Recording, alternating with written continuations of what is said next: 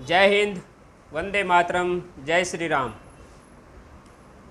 आज का हमारा विषय है सर्वाइकल क्या है और यह शरीर के किस हिस्से में स्थित है और सर्वाइकल रोग आयुर्वेद की दृष्टि से वह किस चीज़ का रोग है और किन किन कारणों से सर्वाइकल हो सकता है और उसका उपचार क्या है, यह हम आपको पूरा का पूरा समझाएंगे।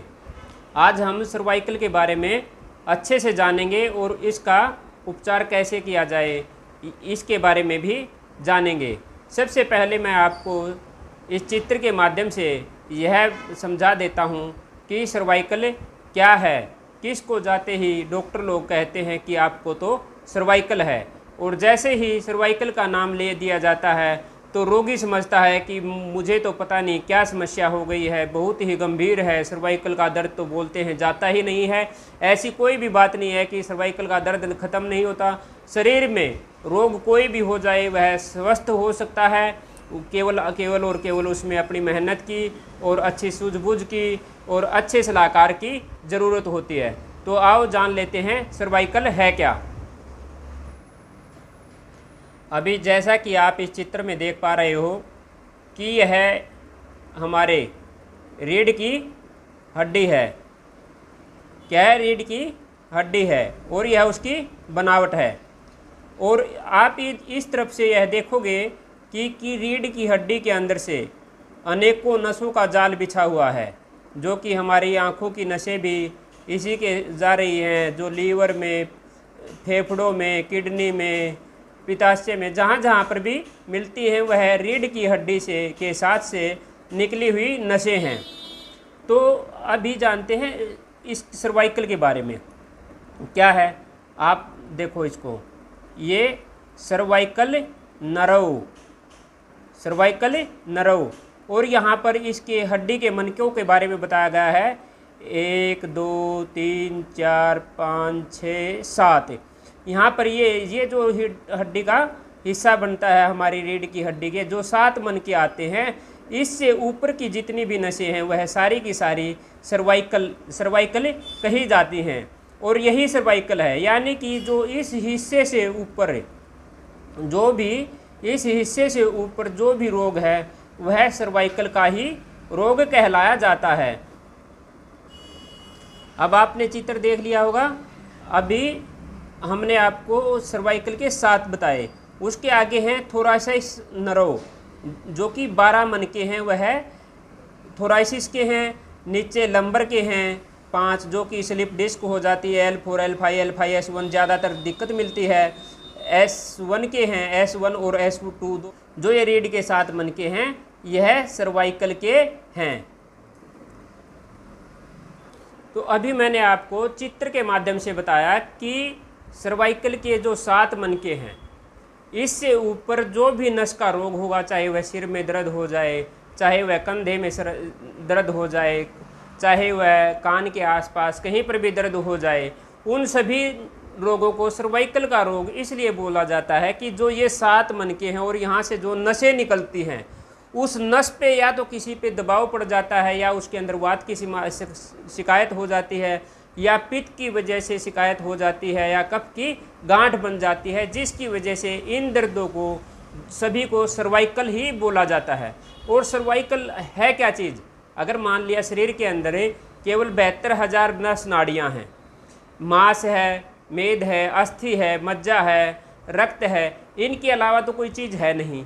तो यह सर्वाइकल है रीढ़ की हड्डी। और रीढ़ की हड्डी का जो दबाव है, जिस तरह से नीचे स्लिप डिस्क हो जाती है, वैसे ही सर्वाइकल के ऊपर वाले हिस्सा जो 7 मनके हैं, उनमें से किसी के ऊपर दबाव पड़ जाता है, वह नस दब जाती है, या मनका अपनी जगह से हिल जाता है, वो सारे के सारे सर्वाइकल के रोग हैं। तो अभी हमने सर्वाइकल के बारे में समझ लिया। अब इसके बारे में जाने कैसे, क्या किया जाए। देखो, इसका ऐसा कोई बात नहीं है कि सर्वाइकल का दर्द ठीक नहीं होगा। हाँ, आप पेन किलर लेके आराम कर रहे हो तो फिर तो यह लगातार चलता रहता है, पेन किलर लेने के बाद आराम आ जाएगा, फिर वापस दर्द स्टार्ट हो जाएगा। लेकिन यदि आप इसका एक्यूप्रेशर, पंचतत्व, या फिर आप अपने शरीर की तासीर के अनुसार, जो आयुर्वेद कहता है, जो मैंने पढ़ा है और समझा है, जो पूरे अष्टांग हृदयम चरक संहिता, या फिर मैंने जो पढ़ाई की है उपवैद के लिए जो जो किताबें अध्ययन की, मेरे को इससे ज़्यादा बाहर कुछ नहीं मिला। इसीलिए मैं केवल और केवल अपनी हर वीडियो में इन्हीं चीज़ों के ऊपर ध्यान देता हूँ, क्योंकि मैं आपको समझाना चाहता हूँ, आपको भ्रमित नहीं करना चाहता। क्योंकि आज लोग जितना ज़्यादा भ्रमित करता है, लोग उसी के पीछे ज़्यादा पड़ते हैं, लेकिन अपने को कोई पीछे लगने वाली कोई बात नहीं है। अपना काम है सच्चाई से रूबरू करवाना, वह आपकी मर्जी है, आपको कैसा लगता है। तो अब चलो बताते हैं इसमें क्या है कि जब आपको सर्वाइकल का दर्द हो गया है तो आपने क्या करना है।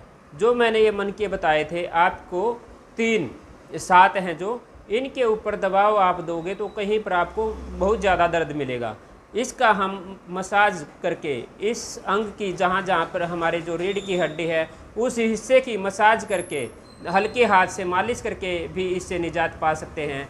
उसके बाद फिर वही चीज़ आ जाती है कि अगर मान लिया आपका मन का भी ठीक है और आपको फिर भी दर्द हो रहा है, तो वो दर्द होता है वात पित्त और कफ की वजह से, कि आपका भोजन ठीक से नहीं पच पा रहा या आपके पेट में एसिड बन रहा है। तो क्या होता है कि जो पित्त है, एसिड है, वह पेट में बनता है, लेकिन कई बार क्या होता है कि किसी व्यक्ति को हाथ में दिक्कत होती है, किसी को दाएं हाथ में, किसी को बाएं हाथ में, किसी को सिर में, किसी को पेट में। तो कारण क्या होता है कि कोई भी है, आप अगर मान लिया किसी व्यक्ति को ले लो, कोई ठाडा व्यक्ति है, जो तगड़ा व्यक्ति है, उससे हल्का व्यक्ति कभी पंगा नहीं लेगा और अपने हल्के वाले को वह दबा के रखेगा। तो ऐसा ही शरीर के अंदर है कि जो नस हमारे शरीर के अंदर जो कम नस होती है, कमज़ोर नस होती है, कमज़ोर हिस्सा होता है, तो यह वात पित्त और कफ जैसे दोष भी वहीं पर हमारे को अटैक करते हैं और उसी हिस्से में दिक्कत पहुंचाते हैं।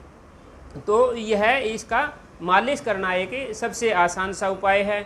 उसके बाद आप अपने वात पित्त और कफ को जान सकते हो, जो मैंने वीडियो में भी बताया हुआ है, उसके अनुसार आप अपना उपचार कर सकते हो। हमारे से संपर्क करके हमारे से बात कर सकते हो।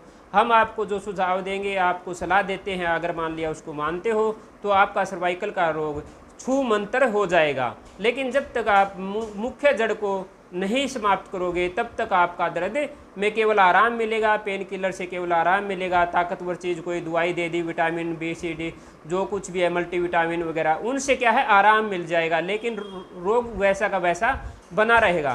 क्योंकि रोग का जो मुख्य कारण है वात पित्त और कफ, उसके ऊपर तो कोई कार्रवाई नहीं हुई, उसको तो ठीक किया ही नहीं गया है। तब तक वह ठीक नहीं होगा, वह फिर से बलवान होगा और बलवान होने के बाद फिर से वह वहीं पर अटैक करेगा। तो यह इसका आसान सा समाधान है कि आप इसकी मसाज करवा सकते हो, हल्के हाथ से मालिश करवा सकते हो। अगर आपका मन का नहीं डिगा हुआ है तो आप वात पित्त और कफ को जानकर आप उसका उपचार करवा सकते हो, हमारे से संपर्क कर सकते हो। अगर मान लिया आपको हमारे द्वारा दी गई जानकारी अच्छी लगती है तो आप हमारे चैनल को लाइक करें, सब्सक्राइब करें और लोगों को तक पहुंचाने का प्रयास करें, ताकि हम यह जो जानकारी दे रहे हैं ज़्यादा से ज़्यादा लोगों तक पहुंच सके। उसके बाद इसमें कुछ ऐसे पदार्थ भी हैं जो आप अगर मान लिया सर्वाइकल का जो नसों में कमजोरी आ जाती है, क्या होता है कि नस आपकी दबी हुई नहीं है, आपकी सर्वाइकल के जो मनके हैं वो बिल्कुल ठीक हैं, और उसके बाद भी आपको इन हिस्सों में लगातार दर्द बना हुआ है। तो क्या होता है कि जो हमारे वात पित्त और कफ दोष हैं वह सप्त धातु को बाधित कर देते हैं, जिसकी वजह से शरीर के अंदर सब धातु दूषित होने की वजह से वह अपना कार्य ठीक से नहीं कर पाते और हमारी नसें हैं वो कमज़ोर हो जाती हैं। उनके अंदर वात का विकार जो जिसको वायु बोलते हैं वह हो जाता है। पित्त जो लगातार दर्द बना रहता है, अत्यधिक पीड़ा होती है। मैंने आसान सी भाषा में समझाया है कि वात पित्त और कफ को कैसे पहचाने। तो जो अत्यंत पीड़ा होती है वह ज़्यादातर पित्त के रोगी होते हैं और पित्त के रोगी को वह सर्वाइकल का दर्द है। तो सबसे ज़्यादा जो मुश्किल चिकित्सा है, जिन लोगों की सर्वाइकल बिल्कुल ठीक नहीं हो पाती, वह रोगी यही पित्त के रोगी होते हैं। क्योंकि जितने भी दर्द हैं उनको दर्दों को दूर करने के लिए जो दवाई दी जाती है वह हमेशा गर्म दवाई दी जाती है, और जिसकी तासीर पहले से ही पित्त की है, जिसके शरीर के अंदर पहले से ही पित्त बन रहा है और पित्त की वजह से उसको दर्द है, तो वह दवाई खाने से केवल आराम आ जाएगा उसको एक बार, क्योंकि उसके अंदर कुछ मात्रा लिखी हुई होती है कि हैवी ड्रग्स है, जो कुछ भी है उसके अंदर ऐसे साल्ट होते हैं कि जो कि दर्द में आराम दे देते हैं। लेकिन वह समस्या धीरे धीरे बढ़ती ही जाती है। उसका मुख्य कारण यही है कि पित्त की का जो रोगी है और वह सर्वाइकल से परेशान है और तब वह बार बार दवाइयों का सेवन कर रहा है, तो उसको का सर्वाइकल का दर्द दूर नहीं होता। वह एक बार दवाई लेता है, ठीक हो जाता है और धीरे धीरे उसकी हालत बद से बदतर होती चली जाती है। तो इसका दोस्तों आसान सा उपाय है कि आपको लगता है आपकी पित्त की तासीर है, तो आप अपनी तासीर को कम कीजिए, ठंडे पदार्थों का सेवन कीजिए, जो गर्मी को बढ़ाने वाले हैं उनका सेवन न करें, वातवर्धक पदार्थों का सेवन न करें। और अत्यधिक जानकारी लेने के लिए हमारे साथ बने रहिए। हम आपको अच्छे से अच्छे समझाने का प्रयास कर रहे हैं और आप चैनल को लाइक से सब्सक्राइब कर लें और आगे भेजते रहें, ताकि हमारा उत्साह होता है कि हाँ कोई देखने वाला है। ये नहीं है कि हमारे को ये होता है कि हाँ हमारी वीडियो को, इस चीज़ को देख के कोई अपना हो सकता है किसी का 1-2 का कल्याण हो जाएगा। अगर मान लिया 10 आदमियों का भी, अगर मान लिया हज़ारों आदमी देखते हैं और उसमें से 10 का भी हमारे माध्यम से, इस वीडियो के माध्यम से भला हो जाता है, तो हमारे लिए यह बहुत बड़ी बात है। यही हमारे लिए खुशी की बात है और इसी के लिए हम प्रयास कर रहे हैं। तो जय हिंद, वंदे मातरम।